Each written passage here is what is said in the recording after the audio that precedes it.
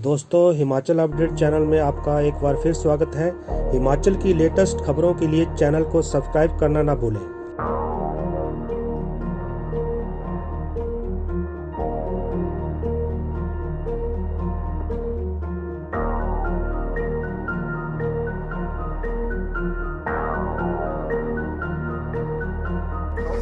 हम रोज़ किसी न किसी कोरोना योद्धा से आपकी मुलाकात कराते हैं और उनके बारे में हम उनका इंटरव्यू लेते हैं और उनसे जानकारी लेते हैं कि कोरोना से संबंधित क्या क्या निर्देश दिए गए हैं सरकार ने, या जो डॉक्टरों से डॉक्टर इसके लिए क्या क्या कर रहे हैं। आज हम ज्वाली के एसडीएम श्री सलीम आजम से मुलाकात करने आए हैं और उनसे कुछ एक सवाल है जो जनता कंफ्यूज है कि उस क्या क्या हो सकता है जोन्स में, अलग अलग जोन में जहाँ पे कोरोना पॉजिटिव पाए जाते हैं।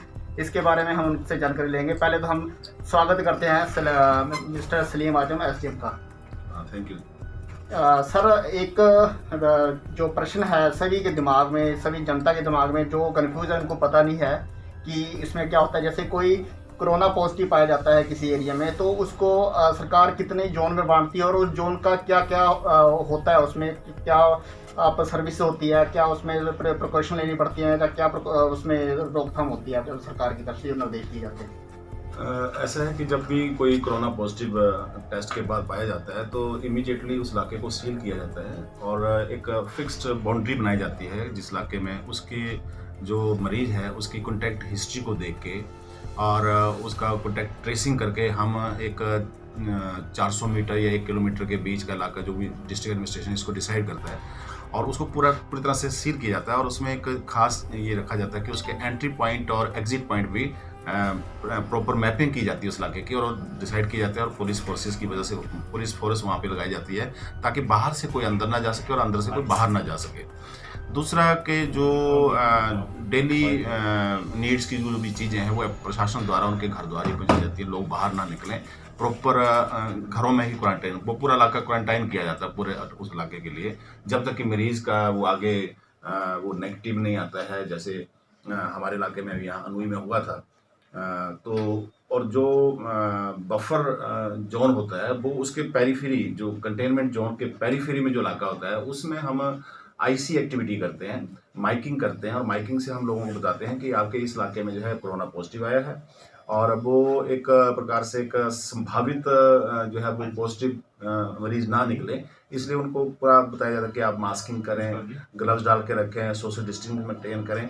लेकिन वो उतना रिस्ट्रिक्टेड एरिया नहीं होता है, उसमें हम काफ़ी रियायतें देते हैं, लोगों का आवागमन भी हो सकता है और वो बाहर भी जा सकते हैं और मतलब अपने डेली नीड की जो भी चीज़ है, उनकी जो कार्यशैली है उसको अपना सकते हैं। लेकिन जो कंटेनमेंट जोन है वो टोटल सील किया जाता है और जब और घर द्वार तक ही उनकी सब्जी उनकी और हाँ, एक बात इसमें ये भी है कि अगर कंटेनमेंट जोन में कोई बंदा जो है वो बीमार हो जाए, इमरजेंसी है, तो उसको हम हॉस्पिटल तक पहुंचाते हैं।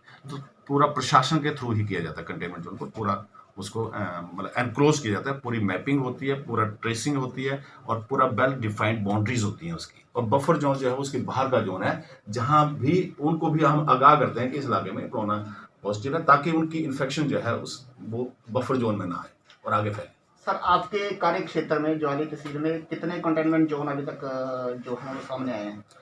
हमारे सब डिवीजन में एक ही केस आया था। ये पंचायत है हमारी अनुई पंचायत में और हमने अंबल जो है वो रजोल गांव में आया था और वो लड़का जो है वो आया था जलंधर से, किसी पेपर में लगा था, वो डिप्टी मैनेजर या किसी पोस्ट पे था।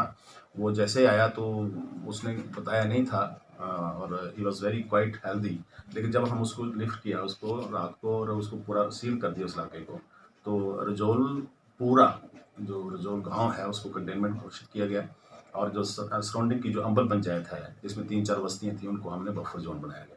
तो सर, वहाँ पे जो उनके रिश्तेदार थे, ताए चाचे थे, जब फैमिली में थे, उनके भी सैंपल भरे गए थे? जी जी हाँ, उनके सैंपल जो बिल्कुल प्राइमरी कॉन्टैक्ट, यहाँ पे 2 टाइप के कॉन्टैक्ट, एक प्राइमरी एक सेकेंडरी। तो प्राइमरी कॉन्टैक्ट में जो जिस घर में वो रहा या जिस मोहल्ले में वो रहा उन सब के जो है हमने सैंपल लिए, 16 के करीब सैंपल लिए गए थे और उसकी मदर और उसके फादर और उसके एक बुआ वो तो उसी दिन ही हमने वो एम्बुलेंस में उनको ले गए थे और धर्मशाला जनरल हॉस्पिटल में उनका सैंपल कराया था, वो भी नेगेटिव आया था। उन सबका नेगेटिव आया। फिर उनके जो मोहल्ले के जितने भी लोग थे 15 आदमी, उनके सबके नेगेटिव आए। बाद में फॉर्चुनेटली वो लड़का भी नेगेटिव हो गया था। इसका करने का आपका क्या तरीका रहा, कैसे आपने सैनिटाइज किया जिससे और भी एरिया जहाँ पे कंटेनमेंट जोन है वो आपको सी सके भी, आपने कितना जल्दी एक्शन लिया था वहाँ पे? जैसे हमें पता लगा था, हमें 6 बजे के करीब पता लगा था, तो हमने सबसे पहले तो उस लड़के को जो है वो इंटीमेट किया कि आपको हम शिफ्ट कर रहे हैं, आप तैयारी करिए, अपना बैग या जो भी बस्तर वगैरह वो ले लीजिए।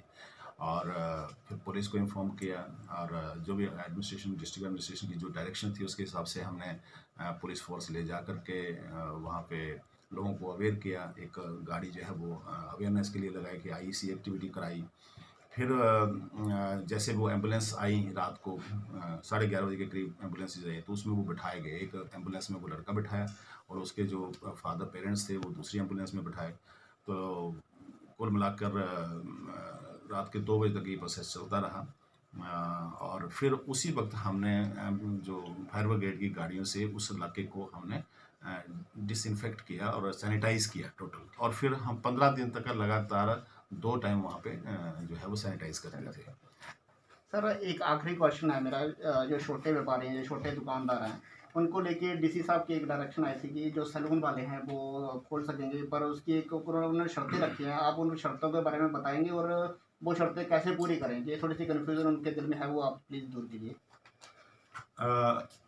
जब से लॉकडाउन 3 स्टार्ट हुआ है, हमने काफ़ी दुकानें खोल दी हैं, लगभग ऑलमोस्ट सारी दुकानें खोल दी हैं, सारी इंडस्ट्रीज, सारे कंस्ट्रक्शन एक्टिविटी स्टार्ट हो गई है। लेकिन एक जो बार्बर शॉप्स होती हैं, सैलून होते हैं, उनको खोलने के लिए एक शर्त यह है कि उनको हेल्थ डिपार्टमेंट को एक लेटर लिखा है, नोटिफिकेशन दी है कि वो जल्दी से जल्दी उनकी एक ट्रेनिंग कराए, जिसमें उनको प्रॉपर ये बताया जाए कि सोशल डिस्टेंसिंग कैसे मेंटेन करनी है, कैसे सैनिटाइज करने हैं, अपने टूल्स सैनिटाइज कैसे करने हैं।